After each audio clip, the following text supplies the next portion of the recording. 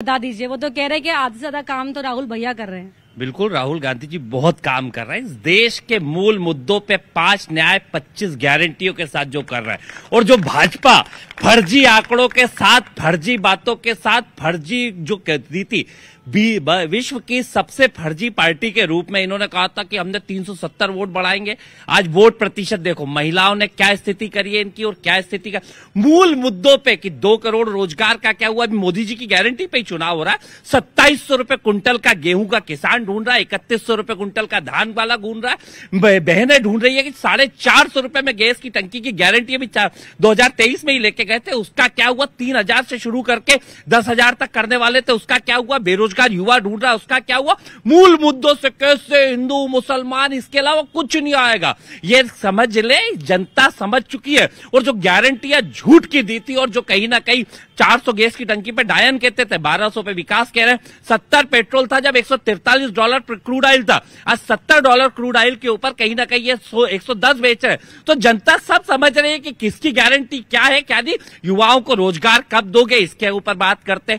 इतने बड़े तीसरे टर्म की बात कर रहे थे, उसमें बात करते ना, हमने 5 साल 10 साल में किया क्या। थर्ड इकोनॉमी की बात कर रहे हैं, आपने 55 लाख करोड़ के कर्ज को 205 लाख करोड़ का कर्ज पहुंचा दिया। और हालत क्या है आज, स्थिति परिस्थितियां देश के अंदर, विश्व के अंदर, आप कर्जदार होते जा रहे हो। इसे कह रहे हो रोजगार किस ओर दिया। हमने कहा है न्याय देंगे, युवाओं को रोजगार देंगे, 1 लाख रुपए साल का देंगे, महिलाओं को न्याय देंगे, श्रमिकों को न्याय देंगे, जातिगत आर्थिक उसको करवाएंगे जनगणना। और इधर की बात है उधर की बात है, किस घोषणा पत्र में क्या लिखा है पढ़े तो सही। ठीक है, आऊंगी आपके पास। सरमन नंगेले जी वरिष्ठ पत्रकार हैं। सर, अगर मैं आपका स्वागत करने में रह गई हूं तो सब माफी उसके लिए, क्योंकि मुझे डिस्टर्ब कर दिया गया था।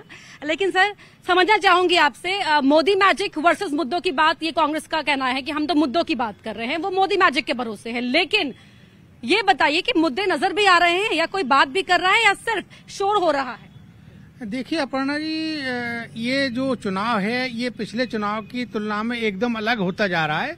और मुद्दे की बात कोई नहीं कर रहा, पार्टी विचारधारा की बात कोई नहीं कर रहा, अपने घोषणा पत्र की बात कोई भी राजनीतिक दल नहीं कर रहा है।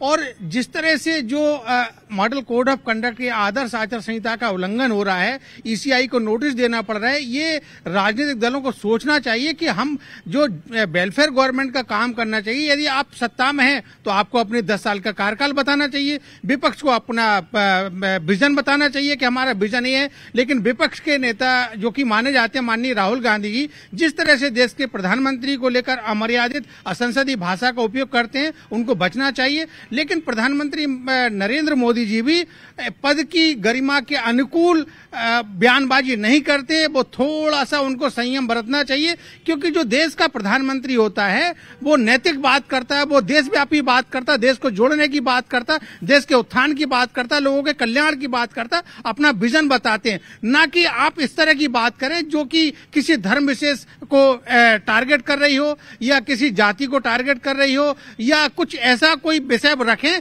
जो कि मॉडल कोड ऑफ कंडक्ट का उल्लंघन हो। इससे उनको भी बचना चाहिए। लेकिन अभी भी 5 फेज का वक्त है। राजनीतिक दलों के नेताओं को, पार्टी के अध्यक्षों को, माननीय जेपी नड्डा जी को, खड़गे जी को सोचना चाहिए कि हमको ईसीआई नोटिस दे रहा तो हम किस ओर अपने नेताओं को, जो स्टार कैंपेनर है, उनको हम गाइडलाइन जारी करें कि आप इस तरह की बातचीत कीजिए, आप विचारधारा की बात कीजिए, आप अपने घोषणा पत्र की बात कीजिए, साथ में आप कैंडिडेट की खूबियां बताइए ना। आप कैंडिडेट की खूबियां नहीं बता रहे। ये बात बिल्कुल सही है कि भारतीय जनता पार्टी पूरी तरीके से माननीय नरेंद्र मोदी जी का जो ब्रांड है, उनके भरोसे, उनकी क्रेडिबिलिटी के भरोसे है। और जो नैरेटिव सेट किया गया था 22 जनवरी 2024 में जो रामलला का प्राण प्रतिष्ठा का आयोजन हुआ था, उसके बाद से वो 370 को जम्मू कश्मीर से कनेक्ट करने की जो कोशिश की गई थी, या जो केंद्र की योजनाएं हैं, उस पर ही बीजेपी के कैंडिडेट का पूरा जोर है। और बीजेपी के उम्मीदवार अपनी तरफ से कोई बहुत ज्यादा मेहनत नहीं कर रहे जितना कांग्रेस के उम्मीदवार कर रहे हैं। ठीक है सर, मैं स्लो वोटिंग जो ट्रेंड देखने को मिला दिनेश जी, आपसे समझना चाहूंगी, क्या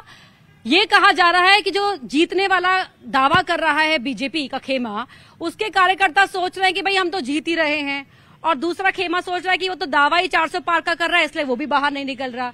ये वजह है, या मतदाताओं में कोई निराशा है, या उतने वो जागरूक करने में उन्हें नाकाम रहा है चुनाव आयोग? क्या वजह रही कि जो स्लो वोटिंग ट्रेंड हमने देखा? जी बिल्कुल, आप ठीक कह रही हैं।